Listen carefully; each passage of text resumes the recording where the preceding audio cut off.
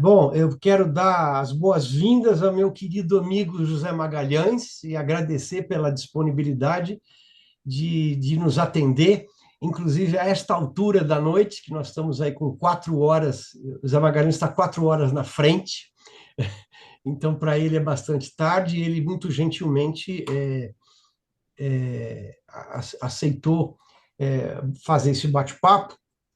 E veja só, a gente está fazendo um summit que a gente está falando de inteligência emocional e inteligência artificial. A gente está com, até o momento, a gente está com 7 é, speakers internacionais que vão estar participando de vários painéis, e a gente vai ter mais ou menos mais de 40 pessoas especialistas aqui do Brasil, principalmente de São Paulo, mas não só de São Paulo. E, e esse assunto, quando a gente começa a colocar a questão da IA, é uma coisa que realmente acaba afetando o nosso dia a dia, né? Então, eu diria o seguinte: eu quero começar primeiro, né, para quem não conhece, falar um pouquinho do Dr. José Magalhães, que é uma pessoa, como eu disse, é um grande amigo que eu conheço já faz algum tempo, né, Zé? E tivemos aí a oportunidade até de passar natais juntos, né? Eu lá em Portugal, e a gente, o Zé Magalhães realmente é uma pessoa muito querida. E qual que é a trajetória dele? O doutor José, ele é jurista, ele é professor universitário e deputado veterano da Assembleia da República, né? Ele foi secretário de Estado adjunto e da Administração Interna entre o período de 2005 a 2009 e secretário de Estado da Justiça e da Modernização Judiciária de 2009 a 2011. E só para situar um pouco aqui para nós brasileiros, o secretário de Estado dentro de um regime parlamentarista, que é como tem em Portugal, é o mesmo nível que se tem aqui dos ministros de Estado, tá? Ele concluiu a parte letiva de doutoramento em Direito de Segurança na nova School of Law da Universidade de Nova de Lisboa, em Portugal. Ele publicou uma pré-tese com o título Democracia ou Algoritmocracia? Interrogação. Ensaio sobre a defesa dos direitos humanos na era digital. Esse trabalho foi feito em 2023. E eu gostaria de pontuar aqui o fato que ele passou cerca de 3 meses em Heidelberg, na Alemanha, como investigador convidado do Instituto Max Planck para Ciências Políticas e Direito Internacional. Mais recentemente, ele assumiu o papel relevante na promoção da Carta dos Direitos Fundamentais da Era Digital, que tem tudo a ver com isso que nós estamos falando, consolidando princípios de igualdade e liberdade de acesso à internet como direitos legalmente protegidos em Portugal. A atuação do Dr. José Magalhães reflete uma aposta contínua na modernização democrática, inclusão digital e defesa de direitos civis na área de tecnologia. Ele também é autor de diversas obras sobre democracia digital e direitos humanos. E é muito interessante que, antes de a gente começar esse bate-papo, eu queria situar duas situações. Uma situação dentro do contexto brasileiro e uma situação dentro da contextualização internacional. Então, primeiro, a gente falando do Brasil, a inteligência artificial já está presente nos serviços financeiros, na saúde, na educação, na segurança pública, na mobilidade urbana e até mesmo em decisões judiciais. No Brasil, onde as desigualdades sociais são profundas e a proteção de dados pessoais ainda é recente, os riscos de uso inadequado da IA são altos, desde a ampliação de vieses discriminatórios até a violação de direitos fundamentais. Então, uma coisa, inclusive, que faz parte do que está acontecendo nessa semana, eu não tenho aqui o nome da pessoa, da empresa, mas acabou de aterrissar aqui no Brasil uma empresa inglesa de inteligência artificial que ela vai trabalhar exatamente com a questão de vozes, é a especialidade dela. E a gente não tem nada similar aqui. e o negócio dela é vozes. Então, a gente pode estar escutando a vovó falar no telefone em breve com tal fluência, né? E sendo que não é a nossa vovó, é inteligência artificial. E nada disso está regulamentado, né? Então, é, ao mesmo tempo, o país, nós estamos aqui numa condição que nós somos um dos maiores mercados digitais do mundo. E nós temos um potencial de inovação tecnológica extraordinário. Regulamentar com equilíbrio é crucial para não haver barreiras de inovação e tecnológica, né? E a gente não pode ter essas barreiras para a inovação, mas, ao mesmo tempo, é importante a gente evitar que a sociedade fique vulnerável a abusos. E a gente tem, o Brasil tem sido, lamentavelmente, um exemplo de crimes que são cometidos no âmbito da internet, né? Inclusive com mulheres e, pior ainda, com crianças e adolescentes, que eu estava pensando aqui, acho que não tem um mês que a gente passa aqui no Brasil sem ter uma situação de algum adolescente estar cometendo suicídio dentro de joguinhos e etc. e tal, né? Então, a ideia aqui, né, discutir essa questão ética dentro da inteligência artificial é fundamental porque significa pensar em confiança, pensar em transparência e pensar em responsabilidade. Sem esses pilares, as empresas podem perder credibilidade, ao mesmo tempo, governos podem até adotar soluções de risco, e nós, cidadãos, podemos sofrer impactos diretos na nossa vida cotidiana, que é o que está acontecendo efetivamente. Quer dizer, nós não podemos negar a inteligência artificial, essa coisa maravilhosa que está acontecendo, e está no nosso dia a dia. Portanto, trazer essa experiência internacional, como as da Europa, né, apresentada pelo Dr. José Magalhães, ajuda o Brasil a antecipar erros, adaptar boas práticas e construir um marco regulatório que una a própria inovação e promoção social. E aqui eu quero, inclusive, colocar um aspecto que aí eu posso estar errado e vocês estão no direito aí de colocar, mas a ideia aqui é exatamente lançar ideias para reflexão e provocar pensamentos, que a gente precisa ter essas provocações. Eu fiquei extremamente incomodado, por exemplo, em ver uma situação onde, dentro da internet, uma reunião do presidente Trump com as Big Fives, né? A única pessoa que, obviamente, não estava lá era exatamente o Elon Musk, por razões que todo mundo conhece, né? Mas dentro de um modelo, né, onde estava quase que uma bajulação, e, inclusive, um deles falou: Nossa, a gente nunca se reuniu aqui antes disso, né? E veja só, é muito poder, né? Que se você parar para pensar, né, é muito poder concentrado em tão poucas em tão poucas empresas, né? E as big techs estão todas centradas nos Estados Unidos. E o que acontece? Dentro de uma contextualização internacional, a União Europeia ela realmente saiu na frente, né? Quando ela aprovou o AI Act, né, que é a Inteligência Artificial Act, o primeiro marco regulatório abrangente sobre inteligência artificial. A gente está assistindo aí a própria Google com um problema de um valor assim absurdo de multa que ela está recebendo dentro do mercado europeu, né? Então, aí é que está a história. Então, essa legislação da Europa define níveis de risco para o uso da inteligência artificial, estabelece critérios de transparência e impõe obrigações rígidas para poder proteger direitos fundamentais. A lógica europeia é muito clara. A inovação precisa caminhar junto com responsabilidade, com segurança e respeito ao ser humano.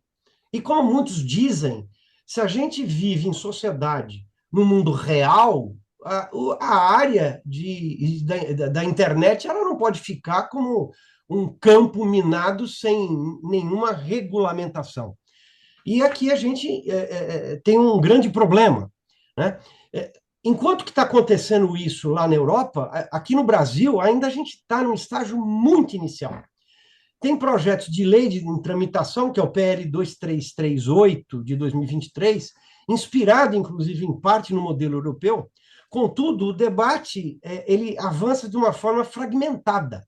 E a própria sociedade civil pede maior proteção, o setor empresarial teme por uma burocracia excessiva, a gente sabe como que muitas vezes o Estado ele tem uma mão muito forte, principalmente na burocracia, e a gente tem especialistas que cobram clareza sobre riscos e impactos.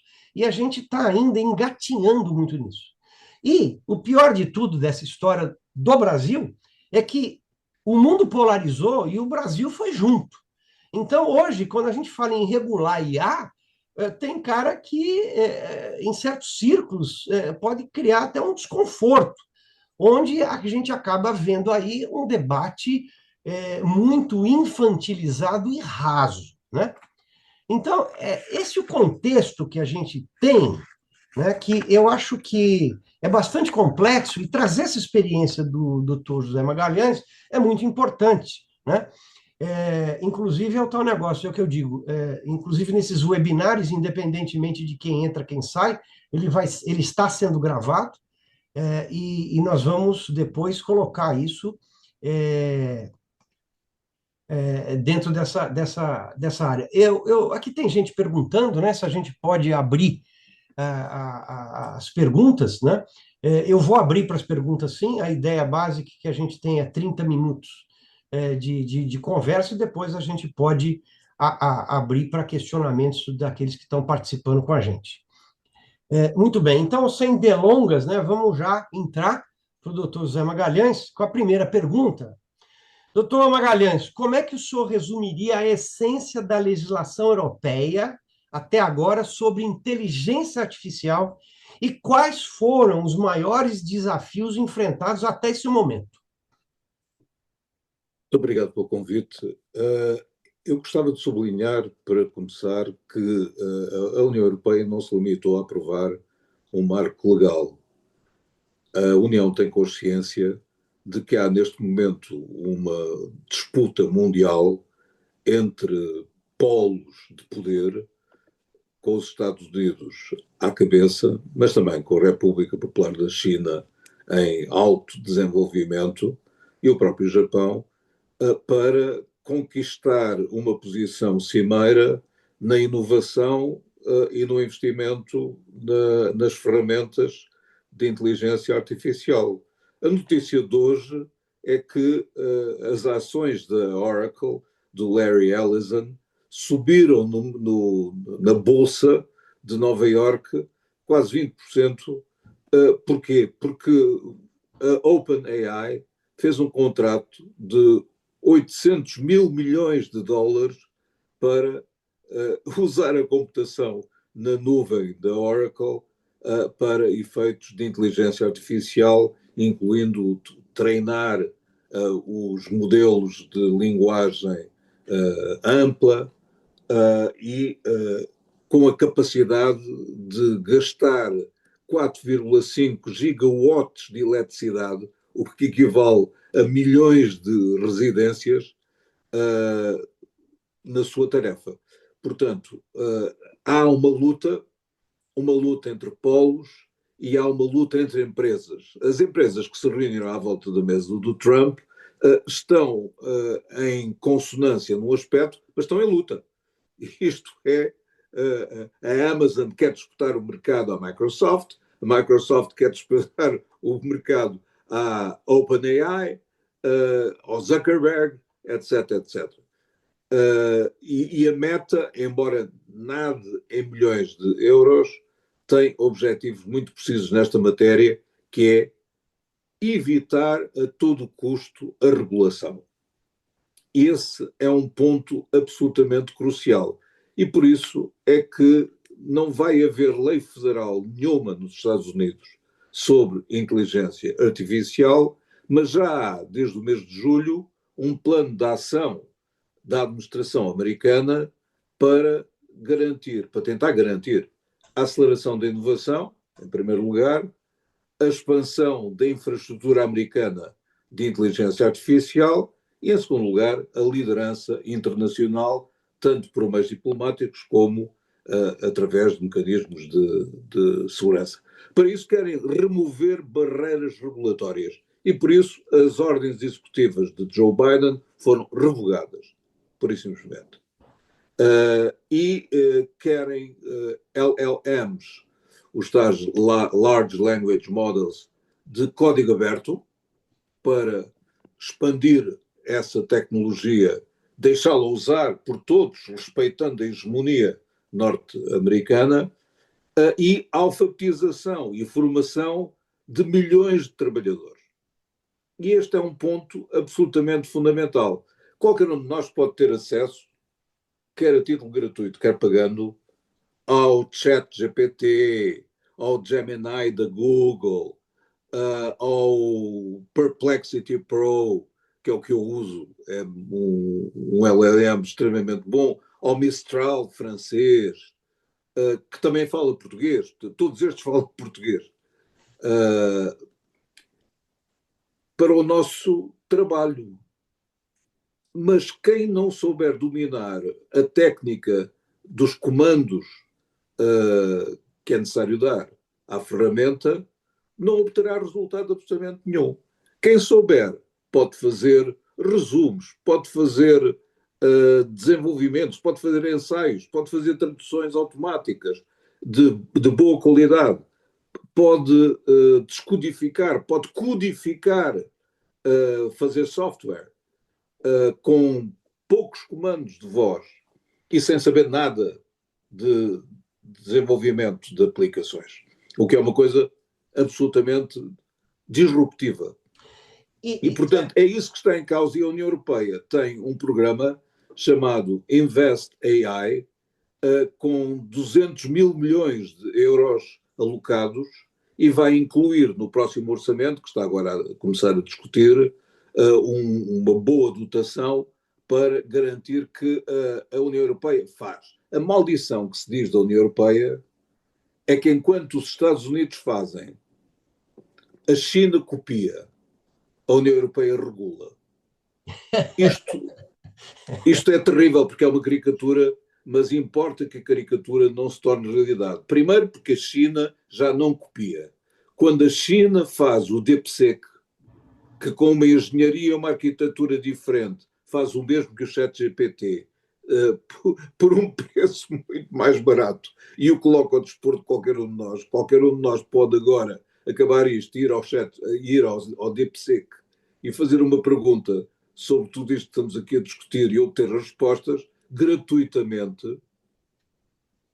Para utilizarmos a versão, digamos, esperta, sofisticada do ChatGPT, temos que pagar mensalmente um montante.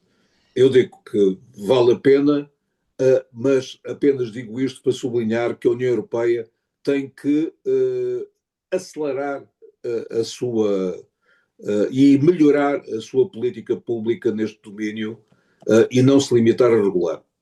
E dentro desse aspecto, né, eu queria que você frisasse aí sobre essa legislação europeia de inteligência artificial, né?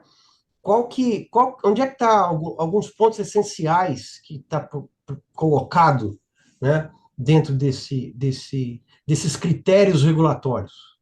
O que chama mais atenção? Bom, repara, a ideia básica é comum àquilo que resulta do pensamento que na América Latina se vem desenvolvendo entre os respectivos governos e organizações, ou do pensamento que se desenvolve na OCDE, na Unesco. A Unesco aprovou recomendações sobre esta matéria. Os governos latino-americanos, incluindo o Brasil, reunidos em Montevideo, aprovaram há uns anos já a Declaração de Montevideo, onde falam dos princípios fundamentais para uma inteligência artificial assente na ética e numa posição responsável. Portanto, o tema não é alheio à reflexão na América Latina, nem em ponto nenhum do mundo, aliás. A União Europeia o que fez foi, depois de um trabalho de reflexão com peritos conceituados de vários pontos do mundo, não apenas europeus, o que fez foi aprovar em velocidade a galope. Normalmente as leis europeias demoram muito a ser produzidas. Neste caso, o regulamento sobre inteligência artificial foi produzido em 2 anos, para entrar em vigor já em 2005, em fevereiro e em agosto. E depois em 2026 uma outra parte.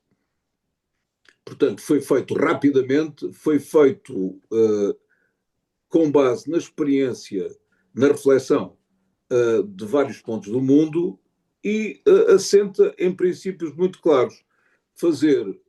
Garantir transparência, portanto, que as pessoas não utilizem ferramentas impenetráveis com caixas negras, não discriminação e justiça, privacidade e proteção de dados, responsabilidade e defesa do bem comum. São estes os grandes objetivos. Agora, para fazer isso, criou-se uma distinção das ferramentas de inteligência artificial em várias categorias. As ferramentas de alto risco, e nessa matéria disse ferramentas proibidas. Por exemplo, na Europa da União Europeia, é proibido o fenómeno da recolha de imagens em movimento para tratamento com inteligência artificial, identificando pessoas. Isso existe, como sabemos, na República Popular da China, não é? Em que há uma capacidade formidável de detecção de movimentos de pessoas e de acompanhamento, coisa que foi muito evidente durante a pandemia e tem uma implicação enorme, que foi considerada negativa pela União Europeia. Portanto, não teremos isso. É proibido. Não é possível, por exemplo, ir a um sistema de vídeo num campo de futebol e ver quantas pessoas estão aqui que tenham ficha na polícia. Não é essa a finalidade do equipamento do campo de futebol, portanto isso não se pode fazer. Mas há outros que são de alto risco, há outros que são de baixo risco e há outros que não têm risco nenhum, que são, aliás, a maioria. Sei lá, qual é a taxa de risco do ChatGPT? A União está agora a estabelecer um modus vivendi com o ChatGPT para evitar que aconteçam coisas como tem acontecido, designadamente o algoritmo alucinar e começar a estabelecer relações estranhas com pessoas, ou incitá-las ao suicídio, ou dar respostas para perguntas sobre como é que me consigo matar, etc, etc. Portanto, tudo isso está a ser objeto de atenção. E qual que é o desafio, vamos dizer assim, político, né? Você, inclusive, como teve uma vida parlamentar, né? Fazendo uma análise do ponto de vista político, como que você vê que foi qual é o grande desafio político, né? Porque não é uma questão puramente técnica, que a gente tem uma questão política num mundo polarizado, né? Politicamente polarizado. Qual é a sua visão disso? Como é que você vê essas movimentações políticas como desafios que devem ser superados? Eu julgo que o grande desafio é mesmo aquilo a que se chama cada vez mais a soberania digital. Ou seja, o que já aconteceu aos nossos cidadãos é que com a inação dos Estados a que pertencem e perante os quais têm direitos e deveres, as big techs, as grandes plataformas digitais, tornaram-se elas titulares de gigas de dados, portanto, de dados e dados pessoais dos nossos cidadãos. E utilizam esses dados pessoais para os mais diversos fins, incluindo para a propaganda personalizada, direcionada, que, por exemplo, foi utilizado no famoso caso de Cambridge Analytica para afastar do voto cidadãos que poderiam votar na Hillary Clinton e procurar recrutar cidadãos para votarem no candidato Trump. Ou seja, a capacidade de, a partir desses dados, fazer propaganda dirigida, marketing dirigido, isto é, aquele que vai diretamente à cabeça de um cidadão em função das suas características e do seu perfil, representam uma situação como nunca existiu. Portanto, contra isso, os Estados têm que, por um lado, exercer as suas prerrogativas legislativas, isto é, a conversa de que os problemas do ciberespaço se resolvem através de uma forte ética do Sr. Zuckerberg ou do próprio Bill Gates, etc. É uma conversa francamente inconsistente. O Estado que regula, imaginemos que o Estado tinha em relação aos veículos automóveis a mesma atitude que alguém quer, que alguns querem que tenha em relação a potentes máquinas, a potentes ferramentas de inteligência artificial. Os carros andariam nas cidades, de qualquer maneira, sem sinais de trânsito, sem coisa nenhuma, não haveria polícia rodoviária e haveria seguramente mortes na estrada incontáveis, não é? Por outro lado, é preciso ter em conta que, embora para alguns não pareça, o Brasil está pelo menos uma década mais avançado em matéria de inteligência artificial do que Portugal. É preciso não esquecer que os tribunais brasileiros têm recurso à inteligência artificial, têm diretivas sobre essa matéria e têm experiências muito concretas e muito interessantes do uso da inteligência artificial. E ainda há dias vi que a Polícia de São Paulo vai ter treino de inteligência artificial proporcionado pela Microsoft. Fizeram um protocolo de colaboração para formação do pessoal policial. Ou seja, em Portugal não há isso, nem de perto nem de longe. E há até uma atitude de retração em relação a isso. Não, isso. Querem que substitua os juízes. Quem quer substituir os juízes? Apenas quer que os juízes não passem horas a transcrever um depoimento quando ele pode ser transcrito em 5 minutos por uma ferramenta de inteligência artificial, não é? Eu não, hoje em dia não escrevo nada dito. Você trouxe aí no caminho uma coisa que abriu espaço para a minha próxima pergunta, que é como é que você vê essa questão de manter o equilíbrio entre incentivar a inovação e, ao mesmo tempo, proteger os direitos fundamentais das pessoas, né? Como é que a gente consegue, como é que é a sua visão nesse sentido? Porque se fala muito, quando você fala de regular, não, então você está travando tudo, né? Não, mas repare que neste caso a palavra é uma. A palavra correta, isso vem do inglesismo, regulation, realmente é legislar sobre esta matéria, não é? Aquilo que nós fizemos foi uma lei europeia sobre esta matéria de aplicação direta. Repare que isto é muito importante para o direito europeu. No direito europeu há diretivas que os Estados têm de transpor através de diplomas internos, etc, etc. Às vezes não transpõem, outras vezes transpõem mal, etc, etc. O regulamento é de aplicação direta. É uma lei europeia que se aplica diretamente nos 27 Estados-membros. E, portanto, não há leis diferentes, não há conflito de leis, há uma lei só. Primeiro aspecto. Segundo aspecto, estamos a criar mecanismos para garantir a supervisão na aplicação da lei. Isto é, há um gabinete de inteligência artificial em Bruxelas, há estruturas de coordenação nos 27 Estados-membros e há entidades de supervisão para garantir sanções para quem viole o regulamento. Ou seja, Efetivamente, acho que você usou o termo correto, quer dizer, é mais uma questão de legislar, né? Chegar a um consenso do que a pura questão de regular, né?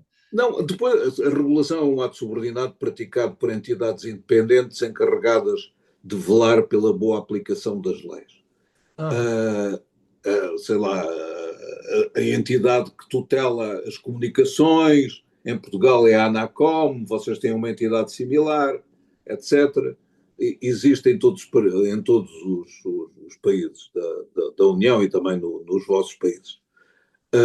Essas entidades fazem um outro trabalho que é aquilo que eu diria um microtrabalho. Portanto, administram em concreto, acompanham em concreto, verificam em concreto, etc. Portanto, é um outro patamar. É preciso isso e é preciso o investimento, é preciso. Há um momento em que saem os juristas da sala sim.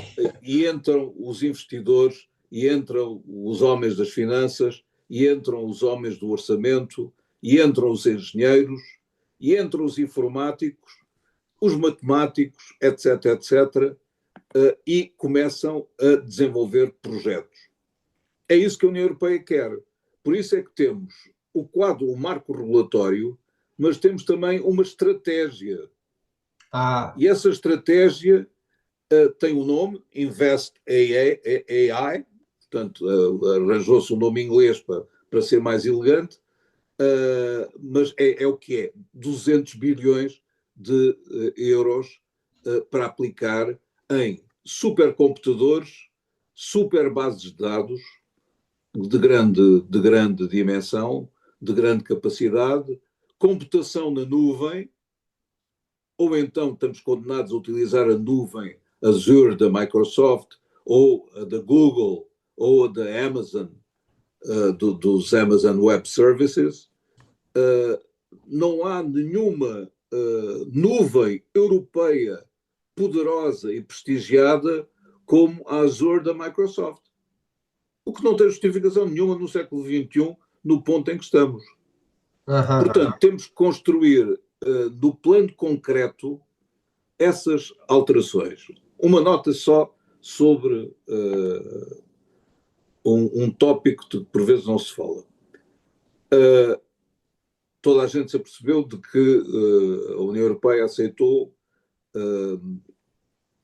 o compromisso de gastar em armamento cerca até 5% do PIB de cada um dos Estados nos próximos anos para reforçar a capacidade de defesa.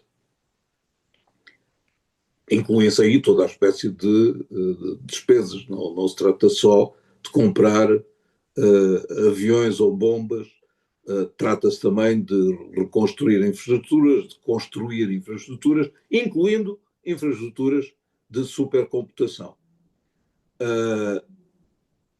Se repararam no desfile que teve lugar em Pequim há dias, repararam, certamente, se viram bem, que desfilaram batalhões em que os soldados, além das armas modernas que empunhavam, estavam interligados e são batalhões eletrónicos, com comando eletrónico e com inteligência artificial. Isso representa uma alteração quântica da forma de travar combates no terreno. E, portanto, a inteligência artificial vai ser usada. Ainda hoje, quem leu os jornais viu que houve drones russos a invadir o espaço aéreo da Polónia e são drones que têm sistemas de inteligência artificial. Portanto, a inteligência artificial está a ser usada já para efeitos bélicos. E será cada vez mais. José, me diga uma coisa. Quais pontos que você acha da regulação europeia que poderiam inspirar alguma coisa no modelo brasileiro? Que pontos que você destacaria?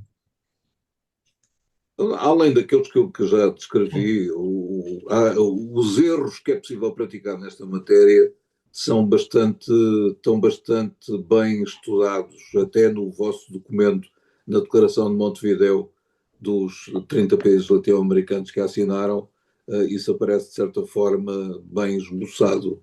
O primeiro erro é a ausência de transparência e de participação pública na elaboração das políticas de inteligência artificial. Quer Uhum. dizer, ou há uma mobilização da comunidade científica, dos melhores especialistas do país, a cooperação internacional nesta matéria, etc., ou parte-se mal. A segunda é subestimar a complexidade ética nesta matéria. Quer dizer, adotar abordagens simplistas para coisas de complexidade, como estas que existem aqui, só pode dar asneiras. Por exemplo, se aceitar a regra que os médicos são obrigados a aceitar a leitura de inteligência artificial feita, por exemplo, dos cancros de pulmão, sobrepondo a vontade da máquina à vontade do médico, estar-se-á num caminho que diminui as competências dos humanos e atribui aos sistemas um poder que eles não devem ter.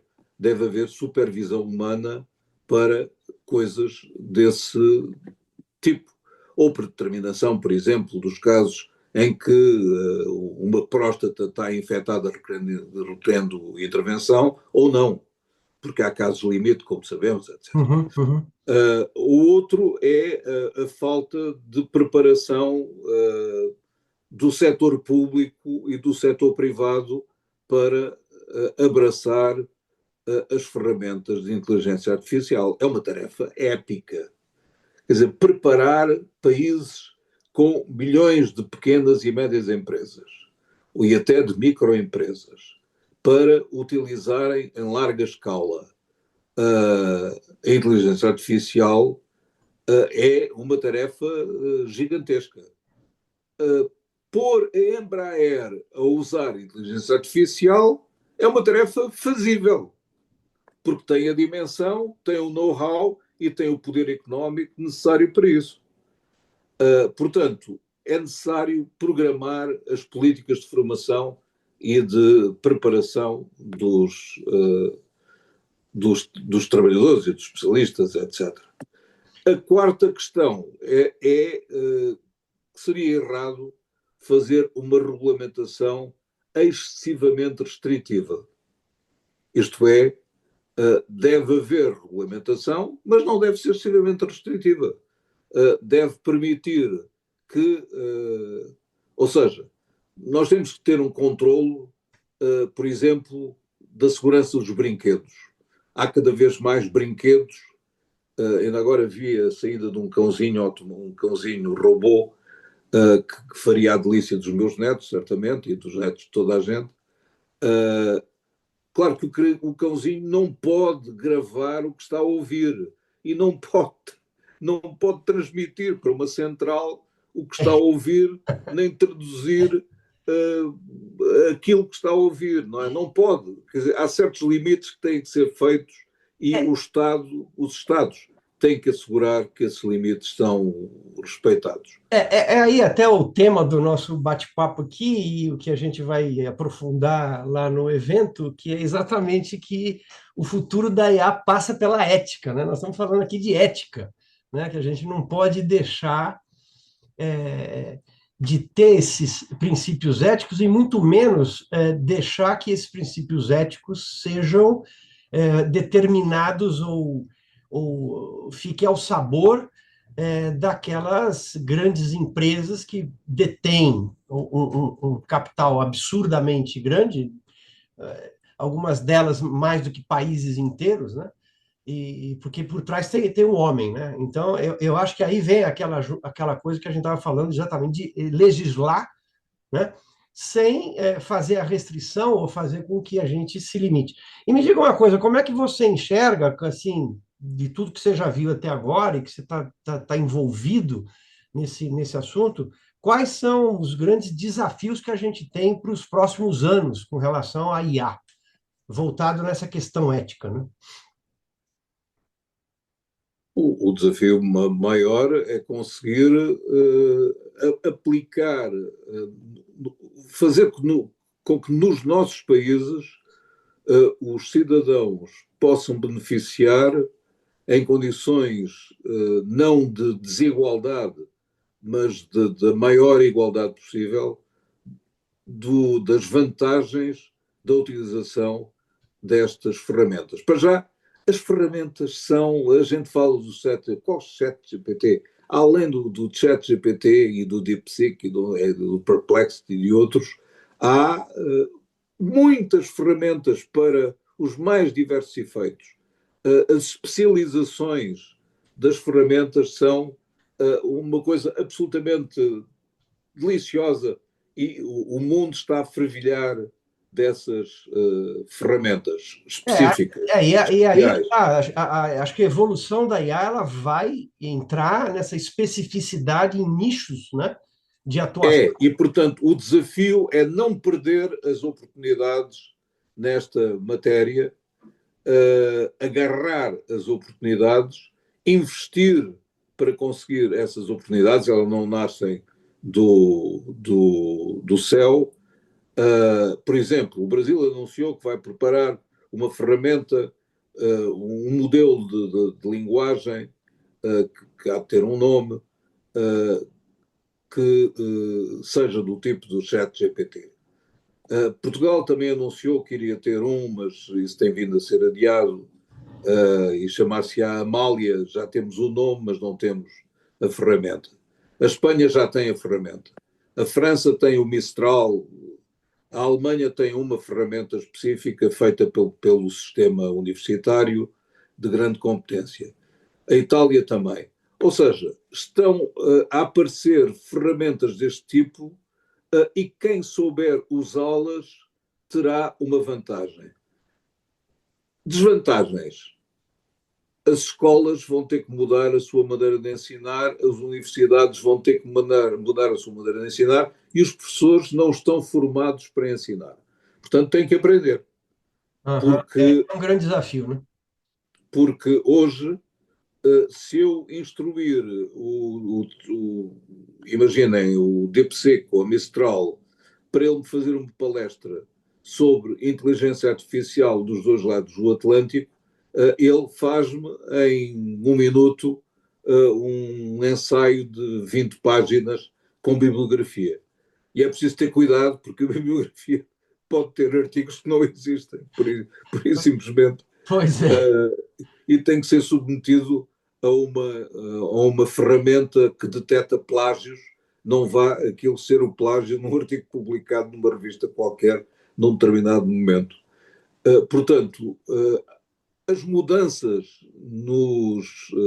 nas instituições, incluindo os governos, têm que ser muito claros. Por exemplo, em Portugal foi criada uma ferramenta que chamaram LIA, chamada LIA, para colocar ao alcance dos cidadãos o Diário da República, portanto, o jornal oficial da República Portuguesa, onde estão as leis e decretos-leis e outros diplomas. Mas a ferramenta é muito primitiva. E, portanto, se damos aos cidadãos uma ferramenta muito primitiva, não devemos ficar surpreendidos que eles não tenham uma atitude entusiástica. A autoridade tributária também já anunciou que vai ter uma ferramenta deste tipo. Não acho que os cidadãos fiquem muito entusiasmados com isto, a não ser que a ferramenta ajude a fazer poupança fiscal quando se preenche a declaração de IRS. Portanto, nesta matéria, dizia eu, há um mundo de oportunidades e há quem ganhe e quem perca. Ou seja, é um jogo em que o ganho não está assegurado. É necessário ter políticas públicas bem traçadas, investimentos bem feitos e um olhar muito atento ao que os concorrentes estão a fazer. A grande vantagem é que hoje em dia nós podemos saber bastante bem o que os concorrentes estão a fazer. E podemos usar, eu uso em português o Mistral, a ferramenta francesa. Qualquer um de nós pode usar o Mistral, ferramenta francesa, não tem que saber falar francês. Não tem que falar francês. Portanto, as minhas habilidades em francês, que me deram tanto trabalho quando era jovenzinho, não são necessários para mexer numa ferramenta francesa. Idem a ferramenta chinesa e não falo mandarim. Tá certo. E para a gente ir para as perguntas aí do pessoal, eu tenho uma última pergunta. E você tem uma larga experiência nisso, porque, inclusive, como secretário de Estado, teve uma relação muito forte, sempre teve um laço muito grande Brasil e Portugal, né? De que forma que você enxerga que a própria União Europeia, esse grupo que está gerindo tudo isso daí, poderia contribuir com o processo de regulamentação no Brasil? Você, do ponto de vista até político, né, como é que você enxerga as possibilidades e o que deveria ser feito, né, para aproveitar esse aprendizado todo que vocês estão um passo adiante, né? Bom, para já, aquilo que foi feito na União Europeia está em arquivo aberto. Qualquer um pode analisar, observar, estudar os trabalhos preparatórios e falar com as entidades que participaram, incluindo no Parlamento Europeu, etc. Mas se o Brasil entender, como Estado soberano que é,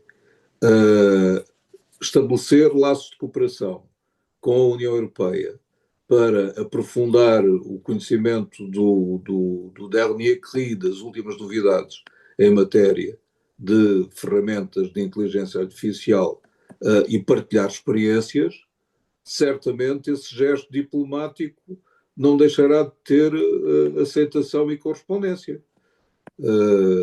Quer dizer, mais uma Julgo vez a gente entra aí, é uma questão de vontade política, né? é puramente uma questão de vontade política. Ou seja, podem unilateralmente fazer o que quiserem, naturalmente estudar tudo o que aconteceu, como não aconteceu, o que correu bem, o que correu mal. Olha, por exemplo, uma coisa que correu mal, ou que está a correr mal, é que Portugal não está a aplicar devidamente o regulamento sobre a inteligência artificial, porque ele prevê que o Estado Nacional, para a boa execução, defina sanções em caso de violação por lei interna e estrutura de coordenação, e ainda não foi publicada essa lei. Entretanto, o Parlamento tinha sido dissolvido, agora o programa do governo aconteceu, agora o governo está concentrado nos incêndios florestais, agora houve férias dos deputados, agora há, etc. Mas a verdade é que em Portugal o sonho do legislador não está concretizado porque o Estado arrasta pés. Uhum. Isso também acontece na União Europeia.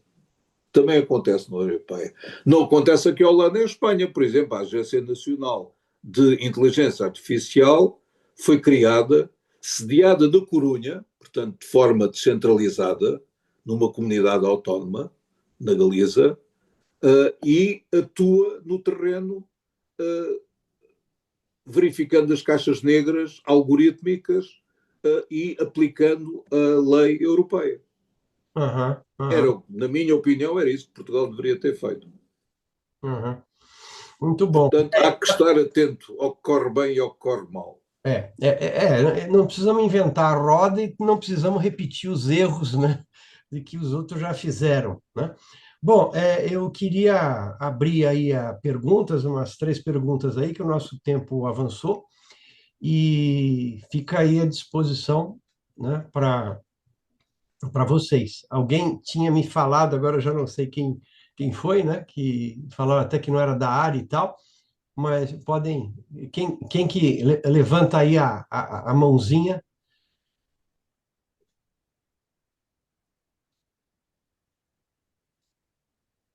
Ailton, você poderia, por gentileza, fazer a sua pergunta diretamente, abrindo o seu microfone, por favor?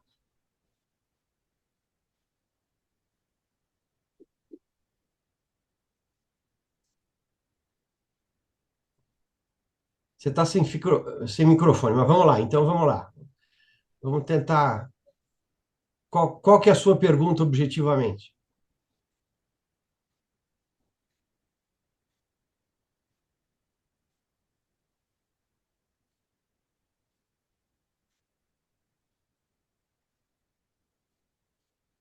Eu vou pedir para você colocar, inclusive, qual a sua área, viu?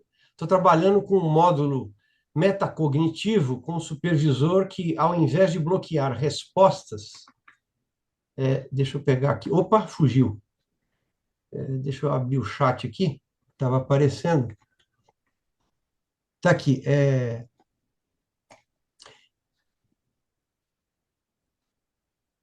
Estou trabalhando com um módulo metacognitivo com um supervisor que, ao invés de bloquear respostas, se antecipa. Sou da área de engenharia estrutural. O supervisor monitora a LLM e se antecipa a erros. Qual que é a sua pergunta objetivamente?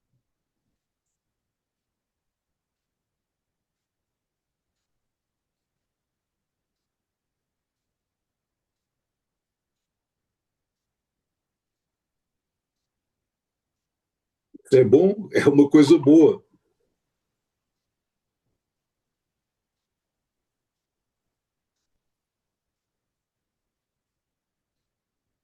Tá, ok, ele está falando que não, ele não atua nessa área, né?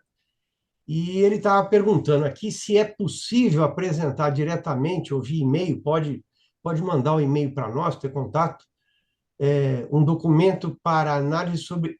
A questão dele é a questão de ética e segurança, né? A insegurança operacional, segurança de mental, como é que funciona? É uma pena que você está sem microfone, Ailton. Eu estou tentando aqui fazer essa ponte. Sim, implantei todos os protocolos da Anthropic, né? E a pergunta dele é se poderia mandar algum documento sobre a questão de ética e segurança. Claro. Ailton, eu diria o seguinte: mande sim a sua pergunta, né? Eu posso encaminhar aí para o doutor Zé Magalhães, eu não tenho dúvida que ele vai dar uma orientada, né? E colocando as suas questões da forma mais objetiva possível, e quem sabe a gente pode, né? Ele está falando aqui que ele não encontrou base de pesquisa a não ser em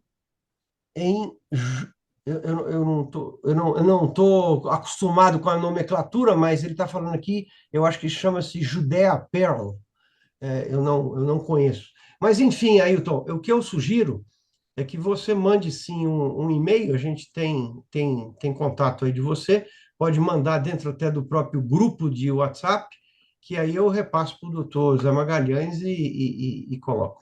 É, é, Passando para outro, alguma pergunta, pode levantar a mão aí, que queiram fazer, que incomode Henrique, Nocilene.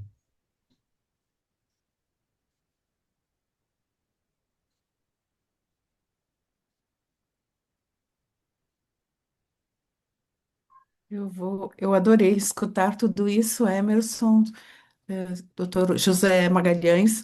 Sabe que eu gostei? Ter um cachorro robô, já pensou que maravilha? Eu vou adorar. Agora, essa questão da legislação, Desde que ele não morda, está a ver? pois é, não morde, não come, só precisa ali carregar a bateria. Para mim vai ser ótimo, não vai me dar trabalho. E assim, a pergunta é sobre legislação. Minha preocupação com legislação é se não engessa demais e a gente perde toda essa maravilha que a IA nos traz, que ela tem alguns problemas, é claro, mas eu vejo com muito mais amabilidade do que como problema. Ela é mais aliada do que uma que chega para transgredir a nossa vida. Então, como que o senhor vê isso, essa questão da legislação? Até que ponto ela pode ser benéfica ou travar a evolução? É essa a questão que está neste momento em debate quando olhamos para as duas margens do Atlântico e vemos que numa delas, América do Norte, há quem tenha escolhido a via desregulatória. Nada de lei federal, nada de ordens executivas do Joe Biden, todas revogadas. Se for necessário construir um super centro de dados, uma super base de dados, e com isso gerar uma catástrofe ambiental, paciência. A população fica sem eletricidade, mas os supercomputadores têm eletricidade, toda a necessidade, toda a eletricidade que precisem. Este é um dos pontos específicos do plano de ação do presidente Trump. E esse afastamento de princípios como a proteção de direitos fundamentais, a privacidade, a proteção de dados pessoais, etc. Ou então a criação de um estado de vigilância, estados de vigilância que coloquem os cidadãos sob o olhar de câmaras e identifiquem rapidamente quem são, o que fizeram, se têm uma dívida ao fisco, se tudo, enquanto eles passeiam pelo calçadão. Tudo isso está dependente da habilidade do legislador e da capacidade de aplicação, porque uma coisa é a lei nos livros, outra coisa a lei em ação, como se costuma dizer, não é? Law in the books, law in action. E a law in action nos nossos países tende a ser uma coisa diferente e mais fraca, e isso é perigoso. Uma coisa é completamente certa. Se ao acabar esta conversa quiser ir ao ChatGPT e fazer uma série de perguntas, é livre de o fazer e terá respostas. E pode confrontar cada uma das coisas que tivemos a dizer aqui. É verdade que a legislação europeia não é excessivamente restritiva. É verdade, e vai ver o tipo de respostas muito interessantes que uma conversa com o ChatGPT nos permite ter. Gera, aliás, a necessidade de uma grande vigilância. A tendência para confiar no que diz o ChatGPT é muito grande. Estes modelos de linguagem habituam-nos, ao contrário da pesquisa no Google, por exemplo, ou noutros motores de pesquisa, em que nós fazemos uma interrogação com palavras-chave e depois obtemos uma lista de possíveis fontes de informação, os hits, e temos que ir um a um verificar o que são, o que dizem, etc, etc. Aqui não. Aqui é-nos apresentada uma redação com começo, meio e fim e notas bibliográficas. Portanto, o poder de sedução intelectual desse tipo de ferramenta, que pode ter alucinações, precisamente, chama-se alucinações precisamente a coisas que não correspondem a nada e que são inventadas pela ferramenta por mera repetição de alguma coisa que viram algures. Esse tipo de risco é, de facto, muito grande e é por isso que eu digo que o nosso sistema universitário não está preparado e tem que se preparar muito depressa para esta mudança, porque a mudança está a acontecer. Ou seja, hoje, em qualquer universidade do Brasil com acesso à internet, e todas têm, a capacidade de utilização destas ferramentas é total. Não há LLM brasileiro. Pois que importa? Há LLMs de vários países da América Latina, da Europa, dos Estados Unidos, etc, etc. E haverá sempre. Portanto, o nosso risco é perdermos os cidadãos e deixarmos que eles fiquem, em matéria de inteligência artificial, da mesma forma que estão como clientes do WhatsApp, como clientes do Instagram, como clientes do Facebook e de outras plataformas deste tipo. Portanto, é essa questão de cidadania e de soberania que também se coloca. E esse combate não está ganho. Há gente que julga que isto tudo que estamos a falar é ficção científica, é para daqui a uma década, não temos que nos preocupar para já, não vamos perder postos de trabalho, o homem é insubstituível, o juiz é um juiz de carne e osso, homem ou mulher, e nada o pode substituir de maneira nenhuma. Mas repare, um algoritmo calcula muito mais fielmente e fiavelmente uma indenização ou um cômputo penal do que um ser humano. O ser humano, tal como o ser humano, pode usar uma máquina de calcular e ninguém fica envergonhado por usar uma máquina de calcular para fazer cálculos complexos, assim também utilizar uma ferramenta como a inteligência artificial para calcular a indenização de um acidente de trabalho, a indenização num caso de uma colisão frontal ou de um desastre enorme, como houve, olha, aqui em Lisboa, com o elevador da Glória, nada disso nos deve envergonhar. Devemos usar, sabendo distinguir e sabendo supervisionar. Portanto, é essa atitude proativa que eu julgo que é necessário ter. Ok, eu queria, né, para a gente terminar aqui, eu vou puxar o outro lado aqui. Vocês estão em lados opostos do Atlântico. Eu vou puxar o negócio aqui pelo Erickson, porque o Erickson ouviu toda essa história e ficou interessado, inclusive, sobre o tema, né? E o que acontece? O Erickson é um brasileiro que depois de um longo processo aqui no Brasil, ele se estabeleceu nos Estados Unidos, está numa área de financeira, né? Que, inclusive, eu imagino que deve ser alvo, né, de utilização de muita inteligência artificial. Como é que você vê essa questão, e jogando aí para o Zé Magalhães, né? Como é que você vê, considerando que você está nos Estados Unidos, quer dizer, é uma outra visão, né? E como é que você vê essa questão ética, até falando de um setor que você atua, que é um setor que eu imagino que hoje a inteligência artificial está entrando violentamente e tende a aprofundar cada vez mais, né?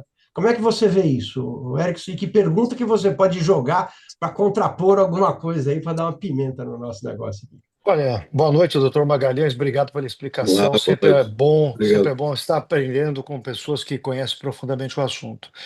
Eu gosto muito desse assunto, pesquiso e tenho estudado. E eu digo uma coisa, isso me assusta, a maneira como está sendo, como a coisa está expandindo e a velocidade de expansão. Porque as pessoas estão cada vez mais lendo menos, estudando menos e se apoiando numa resposta de uma máquina. Eu uso todo dia, por sinal. E as respostas que vêm, muitas vezes eu questiono a máquina pela resposta que vem. Então, o primeiro ponto é ser que é como as pessoas vão aprender de fato a utilização dessa ferramenta. Aqui, em termos de legislação para isso, realmente não vejo discussão sobre esse aspecto. E aí tem outro componente junto à inteligência artificial. Por exemplo, em casa tem uma Alexia, que é da Amazon. E o meu carro ele conecta diretamente com o meu telefone iPhone, que tem um Google lá dentro. Eu não peço nada para ele, já disse para mim o tempo de demora para o meu trabalho. A Alexia ouve eu falar em português.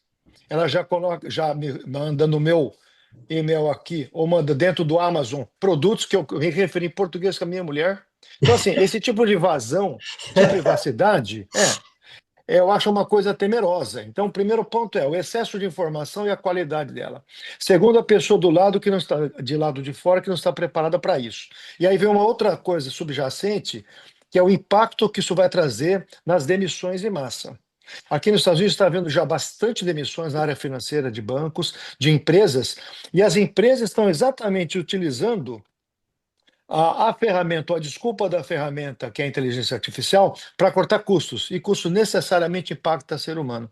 Então, essa legislação que o senhor comentou, Eu acho que é importante, sim, porém, como a nossa colega mencionou também, se ela não vai travar um pouco mais, mas, por outro lado, é fundamental ter, porque eu vejo as redes sociais como o Facebook, agora mais uma acusação.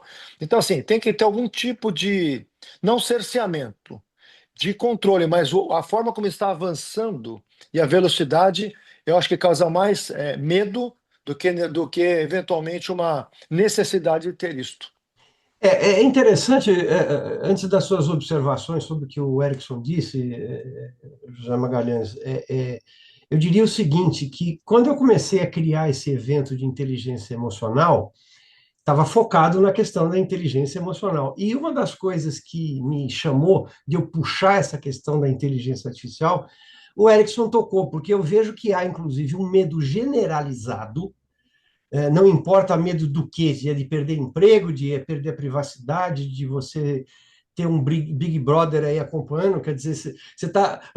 Essa história foi interessante. Você está falando com a tua mulher, aí a Alexia entra no meio, já te manda um É. e-mail falando do produto que você estava discutindo com a tua mulher. Ela não foi nem chamada, né? Não foi Eu só autorizada. falo, eu só falo inglês com a máquina, não falo Pois português. mas ela já Eu está. escolhi a língua. Quer dizer, pois quer dizer, é É, uma coisa, essa invasão de privacidade. Agora, é. o que mais assusta, Zé, até para complementar, e gostaria de ouvir sobre isso, o que assusta é exatamente se essa Alexa ela está respondendo tudo isso, como é que ficam todos esses dados guardados e qual é o poder que tem dessa organização que está na mão de poucas pessoas, né?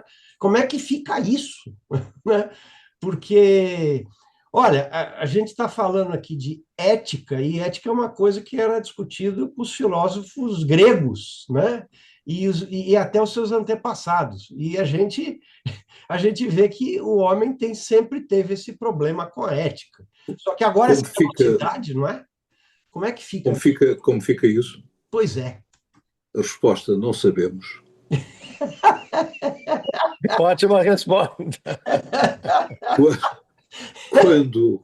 Quando, se deu um grande escândalo com o Facebook, que ainda não se chamava Meta, e o Congresso, o Senado, chamou o Zuckerberg para uma comissão que o ouviu para o chamar à responsabilidade e para obter mais informação, etc., os senadores, dessa vez, estavam bastante mal preparados. E ele tinha preparado aquilo com os advogados e, com razoável calma e uma certa frieza, foi respondendo aos senadores e um deles perguntou-lhe, com um ar muito simplório, mas como é que ganha dinheiro? E ele respondeu, vendendo anúncios, fazendo publicidade. E não é que é verdade. Ou seja, é verdade. Ou seja, nós damos ao Facebook uma massa informativa verdadeiramente extraordinária de que só temos consciência quando, por exemplo, decidimos fazer um anúncio. O Facebook dá-nos a possibilidade de fazer publicidade aos nossos posts, não é? Em determinado momento, diz, quer fazer publicidade ao seu post? E nós dizemos, quero fazer publicidade ao meu post. E imediatamente ele me apresenta um formulário em que eu posso dizer, então qual é o público-alvo que você quer atingir? Mulheres viúvas entre 25 e 50 anos, homens reformados, veteranos da guerra, etc. É nessa lista que o comprador, que sou eu, neste caso agora sou eu, tenho que escolher para depois me ser apresentado o orçamento. O orçamento é, para uma publicidade, tantos dias vai pagar $100, $200, $300, whatever. Portanto, o que for.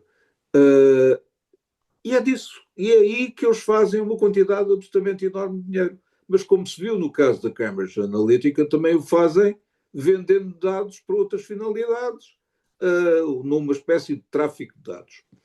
Portanto, nós não temos ideia, em bom rigor, a quantidade e o tipo, a qualidade dos dados. Uma coisa sabemos, a União Europeia obriga ao consentimento. Mas os nossos cidadãos dão consentimento de forma mecânica. Autoriza a inscrição destes cookies, etc. Sim, autorizo. Porque se não autorizo, não tenho o goodie, não tenho o produto. E, portanto, as pessoas aceitam mecanicamente. Outra coisa é o poder de atração da tecnologia. O meu neto nasceu na Grã-Bretanha, em Windsor, e nasceu e aprendeu a falar inglês na altura, etc. E teve uma Alexa muito cedo. Então habituou-se a falar com a Alexa. E então, à noite, ele, Alexa, tell me a tale. E a Alexa contava-lhe um conto. E ele, que é um nativo digital, achava isso a coisa mais natural do mundo.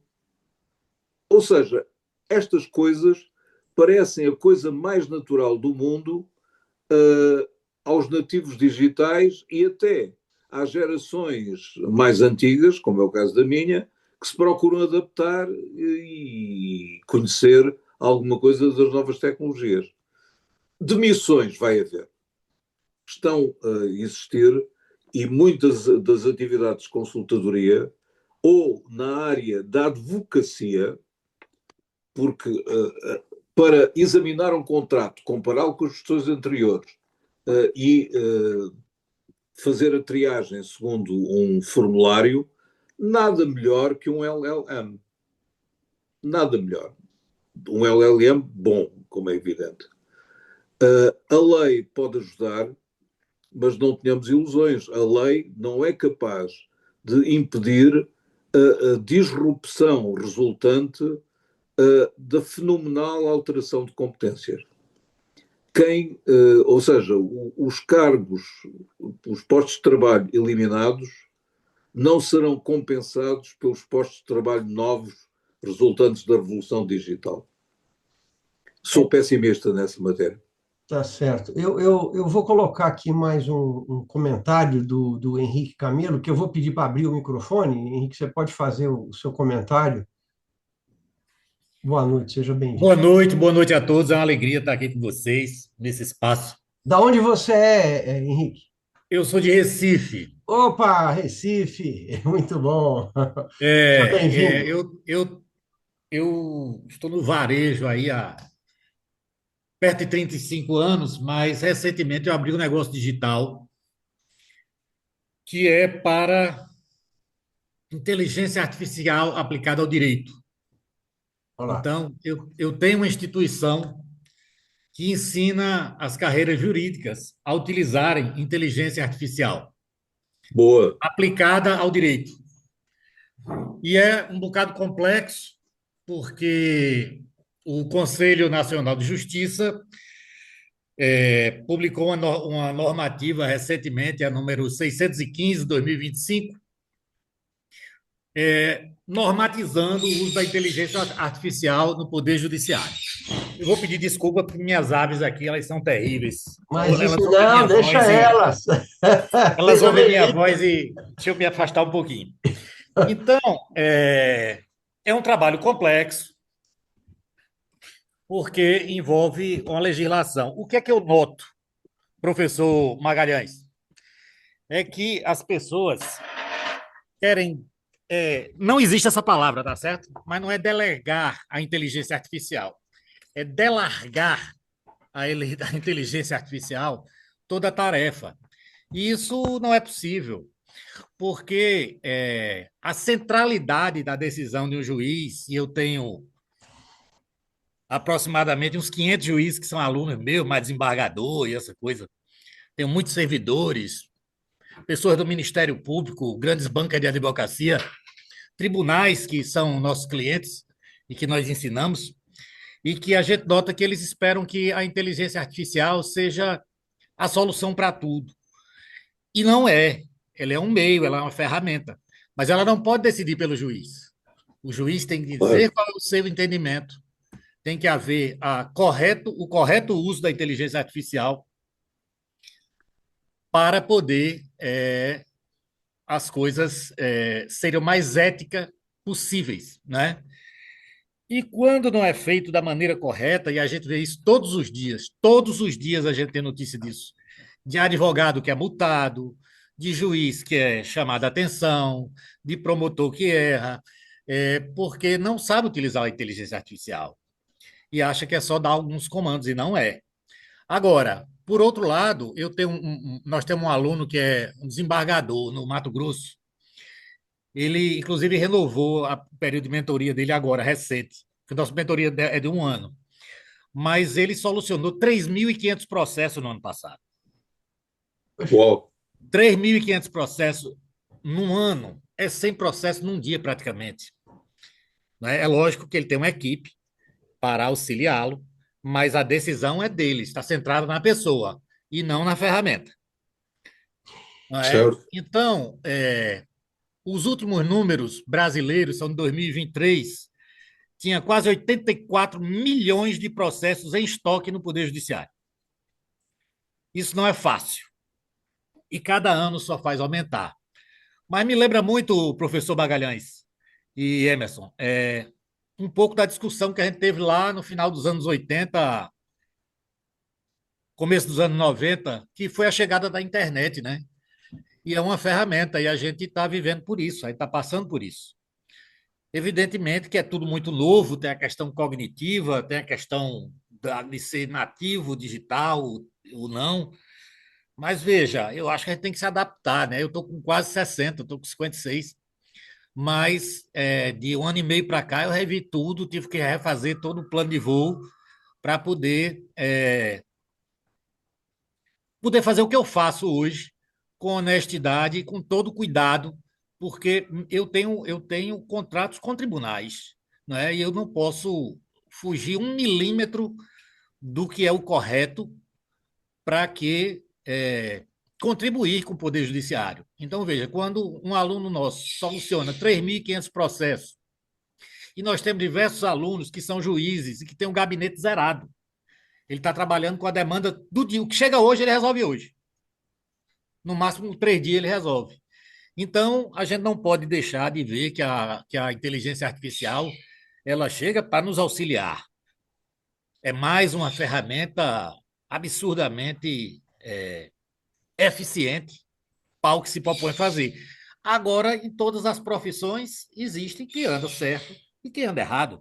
Na Aí é que entra, medicina, aí é que na entra a questão. engenharia, enfim, eu queria dar um pouco esse depoimento, sabe, Emerson? Não, eu acho que é muito rico isso que você está É um dizendo. depoimento muito importante. Esse depoimento é muito interessante e, como você falou aí, entra na questão da ética mesmo. E se tem uma coisa que toda vez que eu falo de inteligência artificial, eu lembro de uma entrevista que eu vi depois de uns 6 meses que o chat GPT foi lançado e virou esse furor todo. Eu vi que eu ouvi no rádio uma entrevista com um juiz lá de Brasília, que ele dizia o seguinte: ele falou, olha, a acuidade da inteligência artificial em termos de decisão de sentença está chegando a 96%. 96%. E aí ele falou o seguinte, ele falou, só que tem um detalhe, eu preciso entender profundamente o que é que a inteligência artificial está sentenciando, porque quem vai assinar a sentença sou eu, né? E eu acho que é exatamente isso. Quer dizer, você vê os números que você falou aí, você pode até zerar, né, de certos juízes. Agora, o cara precisa ter o conhecimento e a gente não pode ficar. Como você usou um termo aí que não existe, mas eu achei interessante, né, que não é delegar, mas é. Como é que você falou? Delargar. Derlargar, né? Quer dizer, a gente pode inventar essa palavra aí no português, ou pelo menos no brasileiro, né? Que eu estou falando com português aqui de origem, a gente pode colocar isso aí no dicionário brasileiro, e não pode realmente entregar na mão, né? Não. Bom, gente, eu diria o seguinte, Só uma observação. O depoimento é muito interessante e traduz como é desigual e difícil o caminho para uma nova forma de trabalhar. E então, no setor da justiça, particularmente, uma vez que há decisões que afetam a vida dos cidadãos, etc. Em Portugal, estamos atrasados, como eu dizia, e ainda estamos a viver a praga dos anos do fim do século XX, que foi a introdução dos processadores de texto nos tribunais. E os juízes e delegados do Ministério Público, a utilizarem aquela função copy-paste, copiar-colar, para transcreverem citações e citações para fazerem sentenças do tamanho de um pudim, não é? Porque acham que isso é que é uma coisa culta, etc., quando na realidade a parte resolutiva tem 15 linhas. Mas antes há um pudim gigantesco com citações, toda a espécie de coisas que têm que ser lidas, como é evidente, não é? Mas que deviam ser proibidas, por isso simplesmente. Mas o legislador, vejam, não tem coragem. Eu até me lembro de uma revisão constitucional em que participei, em que nós obrigámos a fundamentar as sentenças. Esquecemos de dizer fundamentar de forma concisa, não é? E mesmo que tivéssemos escrito de forma concisa, isso ainda podia ser interpretado com o diabo do copy-paste pelo meio, não é? Portanto, essa tendência para deslargar é muito grande. Bom, eu queria... A gente avançou, eu deixei solto, que eu vi que o pessoal ficou, isso é muito interessante, não vamos interromper. O assunto realmente é apaixonante. E é o tal negócio, né? Se para você, inclusive, Henrique, né, trouxe reflexões, né? A gente vai estar no nosso evento em novembro, que inclusive é um evento híbrido, ele vai ter presencial em São Paulo e vai estar também online, né? A gente vai trazer o Dr. José Magalhães, isso aí foi um aperitivo, né, do que a gente vai estar falando, inclusive com outras pessoas e outros especialistas na área de inteligência artificial. A gente está com uma turma da pesada aí. Então, participem, né? Eu estou, inclusive, eu vou deixar aí na última tela, a gente está fazendo o primeiro lote aí das inscrições, que a gente abriu com 30% de desconto. Então, e se encerra agora dia 15. Então, se você entrar lá, você vai ter, porque a gente tem para todos os gostos de participação presencial, né? A gente vai ter workshops que vão ser presenciais, vivenciais, a gente vai ter autores que vão estar dando autógrafo, interagindo com as pessoas, nós vamos ter TEDs emocionais, que a gente está chamando com gente trazendo uma série de experiências e vendo, inclusive, o quanto que a inteligência artificial pode sim ser uma aliada, né, da inteligência emocional. A gente vai estar inclusive, inteligência artificial voltada para a questão de gestão humana, né, gestão de emoções, tem tudo isso.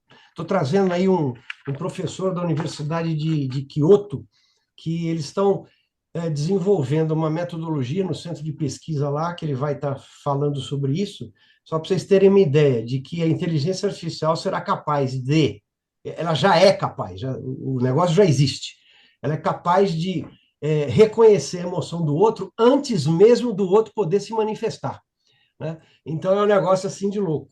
Então, eu vou deixar a última, como é que diz, lâmina aí com o QR Code, que vocês podem entrar lá no site, tem todas as explicações. Inclusive, a gente tem, por trás dessa, quando você entrar no site, a gente tem uma inteligência artificial treinada para conduzir de forma coloquial todas as suas dúvidas e etc. que vocês tiverem com respeito ao evento. E tem várias possibilidades e realmente é uma coisa que é um evento raro que a gente está conseguindo montar aí. Então, eu vou deixar isso daí como último, como eu falei, esse primeiro lote encerra na segunda-feira, e eu queria realmente agradecer a todos vocês por estarem até esta altura do campeonato com a gente, principalmente a José Magalhães, que está aí, já passou da meia-noite, né, com seu horário português, né? Não tem problema. E eu diria que o assunto realmente é absolutamente apaixonante, né?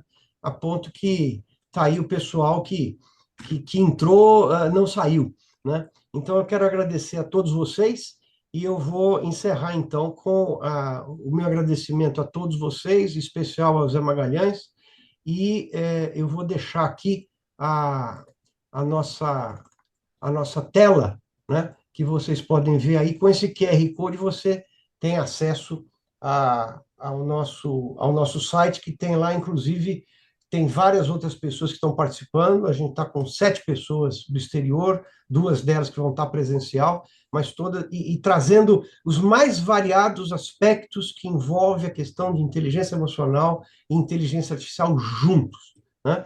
Quero agradecer, então, mais uma vez. Muito obrigado, uma boa noite. E esse material ele foi gravado e eu não quero confirmar com absoluta certeza, mas provavelmente a gente está no esforço de poder fazer um resumo disso tudo que nós falamos aqui, dos principais tópicos, né? E poder dar a vocês que participaram. E eu espero que vocês participem também.